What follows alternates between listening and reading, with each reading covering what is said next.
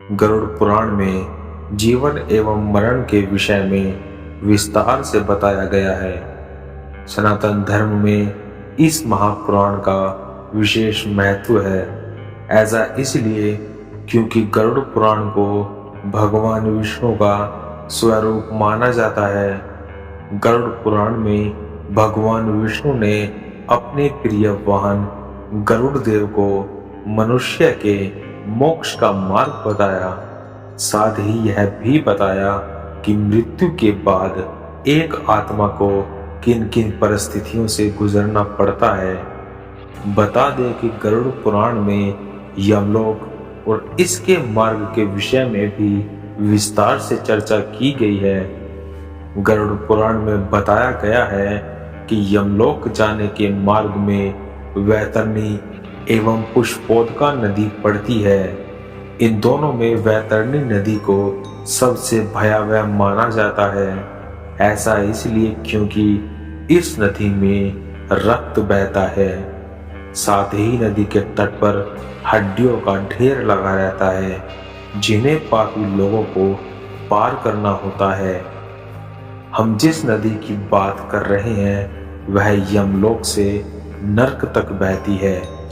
धार्मिक मान्यताओं के मुताबिक इस नदी का नाम वैतरणी नदी है, जो 100 योजना यानी कि 120 किलोमीटर लंबी और रक्त से भरी हुई है। गरुड़ पुराण में बताया गया है कि इस नदी का एक भाग धरती से होता हुआ यमलोक और फिर वहां से नरक के द्वार तक जाता है।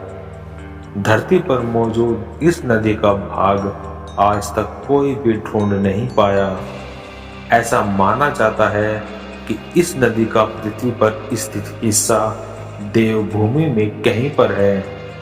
गरुड़ पुराण के अनुसार जब किसी व्यक्ति की मृत्यु हो जाती है तब उसकी आत्मा को यमलोक में यमराज के सामने पेश किया जाता है। अगर उसके कर्मों के अनुसार उसे नरक मिलता है तो यमदूत इस नदी के पास उस पापी आत्मा को लेकर जाते हैं।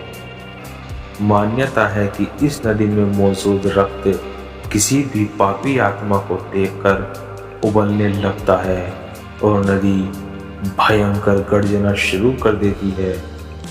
शास्त्रों के अनुसार वैतरणी नदी का पृथ्वी पर मौजूद हिस्सा तब खुलता है जब धरती पर दुराचार बढ़ने लगता है।